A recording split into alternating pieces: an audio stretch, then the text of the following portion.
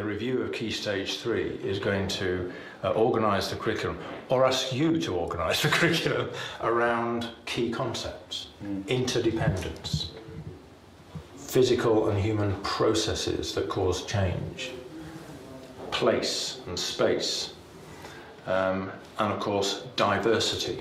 And it might be an interesting challenge to say, right, those are the keystone concepts of geography. We've got a topic called climate change. Now, how do we marry the two together? The new geography curriculum is evolving to meet a rapidly changing world and is designed to create greater flexibility for schools and teachers. These proposals move us away from a one-size-fits-all curriculum to one that offers more flexibility to tailor teaching to pupils' needs and aspirations. At Hampstead School in London, geography teacher Dave Dixon is joined by David Lambert from the Geographical Association and climate change expert Ed Gillespie to discuss the best ways of teaching climate change. Well, I'm interested to ask David whether you've got anything in mind for your lessons on climate change coming up. It's a bit of a scary topic for us. I think it's such a massive topic that there's sort of where to begin and where to end. Just it causes so many problems when you're thinking about lessons on climate change, because it's so interconnected with so many other things that I think finding a starting point in teaching is a hard thing to do. I don't think you're alone in facing the challenge of how to break down such an enormous topic which is so interconnected and interrelated. So how you make it more accessible or make it more relevant or break it down into some kind of, not necessarily bite-sized chunks, but definitely things that kids can relate to and find it a little bit more digestible. How does geography help us understand climate change? Today then, we're going to look at how humans have influenced this greenhouse effect process. Okay, we're going to begin with, we do need a lesson, maybe two lessons, on what is climate change. That would allow pupils to understand the global processes behind the impacts, which are often locally felt. And so you can bring in the whole system, physical system, but also economic system with local effects. What sort of content would come into that lesson in your mind? Maybe steering away from the science ideas, because I think that's kind of, that's being banged into kids for quite a while. Whether they understand it or not, there's still some misconceptions around it. But it's got to move on, hasn't it, before kids just turn off, I think. We understand the science and we trust it. We know climate change is happening. Maybe a conversation with the science faculty in the school. And maybe other departments as well, because there's nothing worse, I think, for students to repeatedly come across familiar content. Just from a geography perspective, again, it's very interesting when you look at where the emissions are coming from, i.e. who's accountable and reducing them, and actually who is likely to get the worst impacts of climate change. And if you map those two things, you find that the developed nations, where most of the carbon emissions are being generated from, or where most responsibility for carbon emissions lies, then you find that they're least likely to be impacted by the worst effects of climate change in the short term. And if you look at the developing countries who are going to get it in the teeth, they're the ones who are least responsible for the carbon. So there's this incredible international economic and climate vulnerability disparity, which is really obviously a great topic for a geography lesson. And tell me, please, what likely effects are we going to see to our planet if temperature rises continue as they have been for the last few decades? The polar ice caps will melt, which could cause the sea levels to rise. Excellent. So melting glaciers, melting polar ice caps. Okay, what else? We've got flooding, we've got sea level rise. What other things, what other effects might there be? In the mid-Atlantic Ocean, there's a current. And if the current gets affected, then the whole temperature of the UK will change. Excellent. And then you'd follow that up, like bringing it immediately back to kind of a very locally and personally relevant kind of contribution. Say, what's climate change got to do with me? So actually doing the carbon footprinting exercises, both with individual pupils, perhaps the class as a whole. What kind of things that we do can cause carbon to be emitted into the atmosphere? What parts of our lifestyle cause carbon to be emitted in the atmosphere? And I want to make a list of these.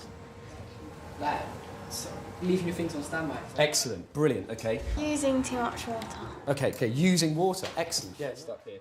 and then tying that back to UK emissions, global targets, maybe the kind of relationship with the Kyoto Protocol and the notion of contraction and convergence, and how do my emissions compare with those of other people around the world, perhaps within the people in the class, other people in the UK, and to really get a benchmark and say, well, we're all personally responsible and this is our contribution to this global challenge. Most of the carbon offsetting sites have a carbon calculator on them. So if you get kids to find out how much their parents' gas and electricity bills are, what the average mileage is on the car, do they fly away abroad, where do they do their shopping, you can do crude calculations on most of those. And then you can almost have a benchmark and say, well, who's got the biggest carbon footprint in the class? Yeah, so the celebrity stuff would be quite good, wouldn't it? Yeah, okay, this is definitely. yours, now look at other people's. We're going to look at two people. All right, two people. The first person is this gentleman. Anyone heard of him? David Beckham. The other superstar we're going to talk about is this gentleman here. That's Mr. Pittaway. There he is. Okay, which one's the biggest superstar? Obviously, Mr. Pittaway, your fantastic head of year and superb science teacher. Okay, we're going to be looking at how much CO2 these guys are responsible for putting in our atmosphere. Okay, so how much global warming are these guys responsible for? Have you got any inkling about who might be responsible for the most carbon? Maybe Beckham probably uses more carbon. Right. Mr. Pittaway. Why do you think that? Because he's got like loads of kids and he's got a wife and yeah, so he probably use. Yeah, but still, but he's got a bigger house and everything. Oh, okay, so yeah. good. All right, so bigger house might be one thing. What else? What's it to do with me? I suppose it's to do with individual lifestyle and carbon production in your everyday life. And so that's when you'd come in with a calculator so that the children can calculate their own carbon emissions. But then I think the next stage is to use that as a platform to look regionally in the country, but then perhaps internationally, to make comparisons. We're going to work out his total carbon usage, all right? His total carbon emissions for his heating, his electricity, cars, flights, and his overall consumption. And then we're going to come to a total. In kilos, we're going to do the same for one from Mr. Pittaway, okay? We've got to do the similar sort of thing for electricity use. Small, medium, large house, times by a different figure, and then divide by the number of people that live in that house. So what have you done for this first one, Leanne? 28,000, what's that? Well, sorry, 2,800, what's that?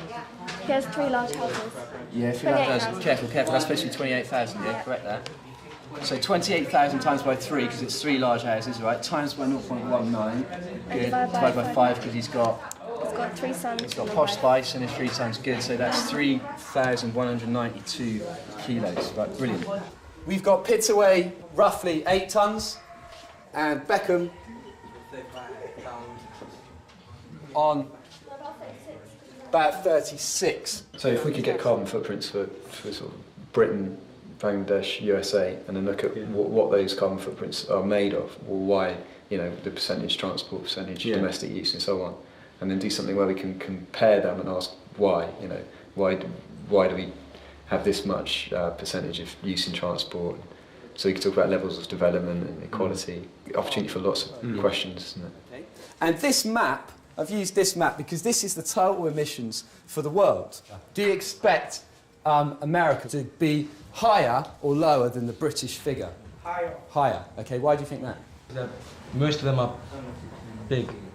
Most of them are big, maybe, but that means that what? What do they do lots of? They're big bowls. Drive. Yeah, they drive lots, they eat lots, okay, they consume a lot. Those sorts of exercises are brilliant. Yeah. Really engaging. And as a whole class, everyone's working on their own individual thing, and then you can compare them in the class. We don't want to be blaming kids for climate change, is that? No. Like, look at your carbon footprint, it's your fault, type of stuff. Absolutely not. It's more of a sort of, we're all in this together.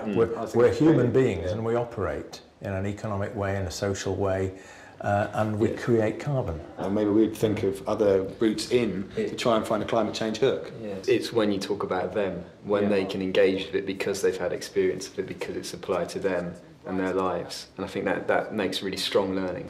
Well, I think one of the key challenges is actually finding a way that young people can relate to their own carbon footprints and the comparability of how those look for other countries around the world. We've got 14 countries on this page, and then we've got their carbon footprint and the GNP of that country. Okay, we're going to use this to produce a scatter graph. The point of drawing this graph is to show the relationship between, the relationship between the amount of money a country has, all right, and the amount of carbon it produces. Then the obvious question from a 14-year-old is, why has it been allowed to happen where there's a real possibility of facing global catastrophe? And I think that's our third big question. In answer to that question, we can bring in a very powerful idea, which is familiar in geography on a number of scales, which is the idea of common land. When the commons are available to all, individuals find it very difficult to take responsibility. And that can be applied to the global setting. And so long as we consist of individual nation states competing, then there is an issue of how responsibly is taken on a global scale to limit carbon emissions. Yeah. Who actually takes responsibility? And so long as the world's divided into 200 or so nation states, it's really difficult. That. Well, it's the tragedy of the commons. To bring a philosophical element in there, which is obviously at the heart of a lot of kind of geographical dilemmas, is where everyone has a vested interest in exploiting the global commons, but no one wants to take responsibility for the collective impact. I think our generation will definitely make a difference in climate change. And personally, I want to be really involved in this. I want to make a difference for the whole world, but ecologically. So I found out that what climate change does to the country and the world and how it will affect us in the future. Everyone got involved, and there are some good, interesting points. Bringing Kyoto into the sequence of lessons is important because that is the only strategy that we have internationally for making some sense of this. There is no plan B. There is no plan B. and I guess, students need to understand that. Looking at what the solutions are in terms of mitigation and adaptation, and then looking at also what individuals can do and what different groups of individuals can do when they make the right decisions and make the right lifestyle choices. And that could involve some kind of trading of options, if you like, amongst members of the class, because that's essentially what's going to be happening internationally as well in terms of the political system. But keeping it upbeat and the notion that, it's not a case of can we fix this, it's a case of will we. One of the things that geography as a school subject needs to do right across the curriculum from primary school to sixth form is really make a signal contribution to sustainable development as an idea. So sustainable development has three principal legs: economic, security, social justice, environmental quality. And the whole issue is, how do you teach that incredibly complicated idea? Well, climate change is the answer, really. You can turn kids into a whole bunch of little climate change activists who are then doing all sorts of things around the house. What is close now? Teaching climate change is a big responsibility, and I think that should be reflected right through the curriculum, not just in geography, but right through all their lessons. So I think we have a duty, a sort of moral duty to teach this, not just in terms of passing exams, but for their wider social education. So I think it is our duty to take this on.